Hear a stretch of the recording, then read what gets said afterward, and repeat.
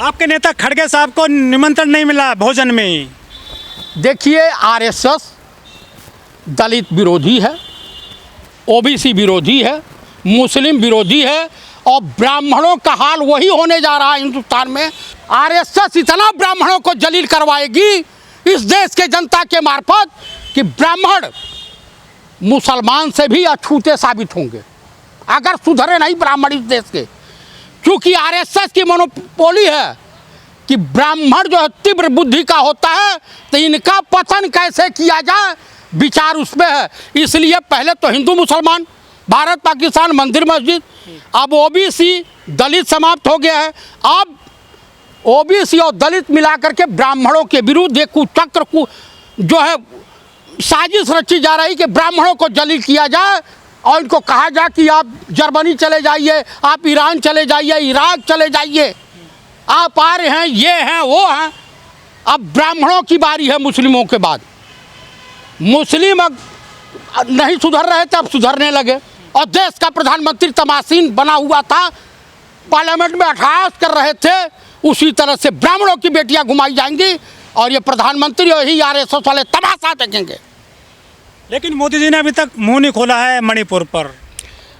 यही तो बतिया है, प्रेस कॉन्फ्रेंस में ये बतिया तो आती, इसी बतिया से तो भाग रहे थे। यही डर थी कि हम जलील हो जाएंगे, देशवासियों के सामने जलील होंगे, इसीलिए प्रेस वालों से दूरी बना के चल रहे थे। प्रेस देखिए पढ़े लिखे होते तो बोलते, लेकिन पढ़े लिखे तो है नहीं। लेकिन पूरे देश के हिंदुओं को तुम जलील करेगा, उसका ठेकेदार है आरएसएस। ये है क्या चीज़? पंडित राहुल गांधी जा कह रहे हैं हमने गीता पढ़ा, हमने उपनिषद पढ़ी, हमने रामचरितमानस पढ़ी।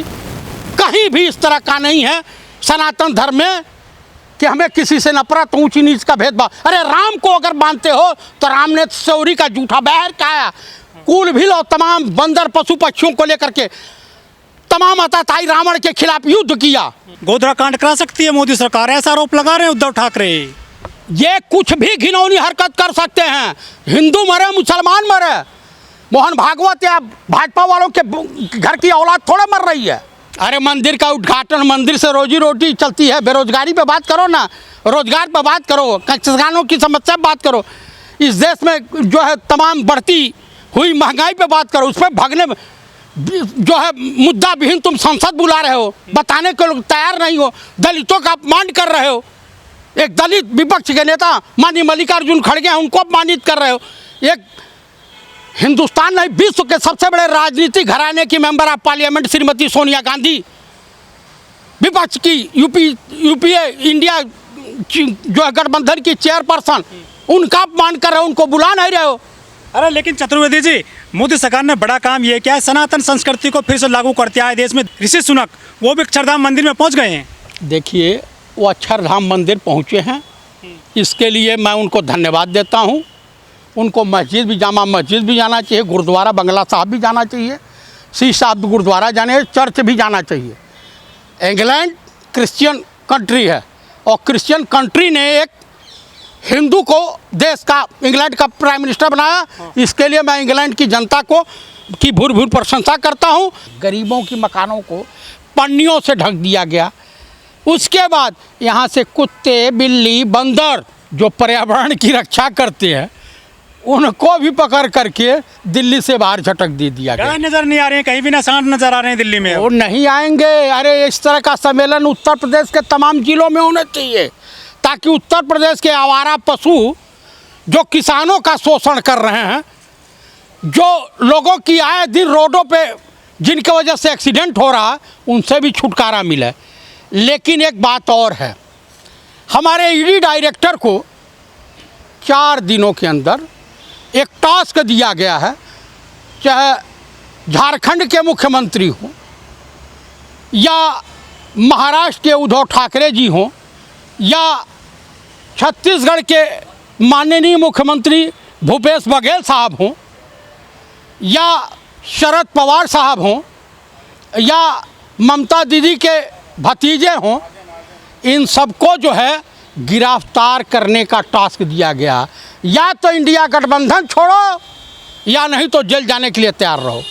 या अड्डानी को, छत्तीसगढ़ का है कि अड्डानी को तमाम खाद्यान्नों जितनी खाने हैं दे दो, या नहीं तो भूपेश बघेल को जेल जाना पड़ेगा। इस तरह का टास्क दिया गया है कि उनके ईडी के तमाम लोगों की अगर जांच होगी भविष्य में, चाहे वो रिटायर्ड हो जाएंगे या कहीं कुछ हो जाएंगे, तो तुम्हारी बखिया, तुम्हारे बच्चों की जो है जन्म कुंडली खंगाली जाएगी कि कितने आपने कमाया है पूरी सर्विस में, कितने जगह से रिश्वतखोरी की है। 5-5 करोड़ रुपया ईडी के तमाम कर्मचारी ले करके अब पकड़े जा रहे हैं, उनके खिलाफ कोई कार्रवाई नहीं हो रही है। आप बता दीजिए कि तमाम तरह के भाई कैग है ना, कोई ऐसा मंत्रालय नहीं है भारत सरकार का जिसमें घोटाले ना। यहाँ तक धार्मिक स्थान अयोध्या में कहा कि यहाँ भी घोटाले हुए हैं। उत्तर प्रदेश के मुख्यमंत्री माननीय योगी आदित्यनाथ जी को, वो तो साधु सन्यासी है ना। लोग कह रहे हैं कि G20 के दौरान मोदी जी ने प्रेस कॉन्फ्रेंस नहीं कराई है। इसीलिए देश के तमाम शिक्षक वर्ग, तमाम शिक्षाविद, तमाम पढ़े लिखे लोग ये देशवासियों से अनुरोध कर रहे हैं कि देश का प्रधानमंत्री, देश का नेता पढ़ा लिखा होना चाहिए, जिससे अंग्रेजी का भी ज्ञान होना चाहिए। अंग्रेजी जो है, इंग्लिश वर्ड बेसिस की लैंग्वेज है। तो मोदी जी ने स्वागत किया सभी जो बाहर के जो मेहमानों का, वो मेहमानों का स्वागत किए हैं यहाँ पर, लेकिन जो एयरपोर्ट पर स्वागत करने के लिए लोग गए हैं वो तकरीबन सभी लोग अंग्रेजी जानते थे। हमारे मोदी जी को अंग्रेजी नहीं आती है, इनको इन्वेस्टर और इन्वेस्टिगेशन में अंतर नहीं मालूम देता।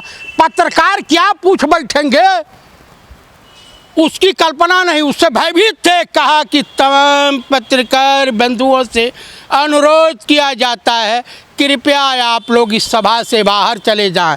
बेइज्जत करके बाहर निकाल दिया। यहाँ तक कि तमाम विदेशी पत्रकार लिख रहे हैं कि ये देश, भारत के प्रधानमंत्री माननीय नरेंद्र दामोदर दास मोदी उर्फ राजा बाबू अपनी गिरती हुई छवि को, धूमिल होती हुई छवि को, गिरते हुए जनाधार को क्रीम सेंट पाउडर लगा करके इस माध्यम से देश को जो है, देशवासियों को गुमराह करने के लिए इस तरह का आयोजन किया गया है। लेकिन G20 सफल हो गया, मानते हैं आप? उसके सफलता का सबसे बड़ा राज वियतनाम जब पहुँचे हैं, दुनिया के सबसे ताकतवर मुल्क के राष्ट्रपति president of America Joe Biden साहब, उन्होंने जाकर ताइवान में जो बयान दिया है वो काबिले तारीफ़ है कि हमारा उनसे बात हुआ है कि लोकतंत्र, पत्रकारों की जो स्वतंत्रता और देश में बढ़ते मानवाधिकार अत्याचारों को तत्काल प्रभाव से बंद कर देना चाहिए। तो यहाँ क्यों नहीं बोले वो जो है विदेशी मेहमान भारत में? भाई पत्रकारों से वार्ता नहीं तो न्यूज़ कहाँ से बाहर आएगी? वो वहाँ पत्रकारों से मुखातिब होकर के बोले हैं।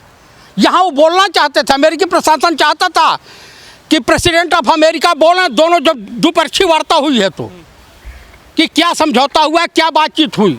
लेकिन भारत हो गया है इंडिया का नाम, अब भारत बोलिए।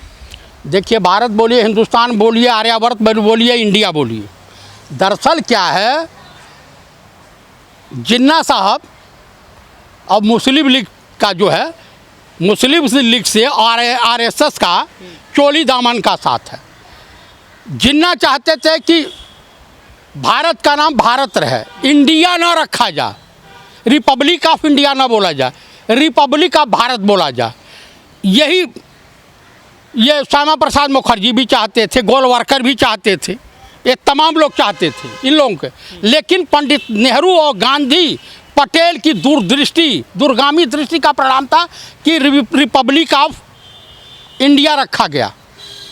तो ये लोग जो है पाकिस्तान के समर्थक हैं, आरएसएस वाले, संघी मानसिकता के लोग, भाजपाई लोग, तो भारत रखेंगे। तो भारत इंडिया में कोई अंतर नहीं है। ये बोला इंडिया को हराओ, बोलें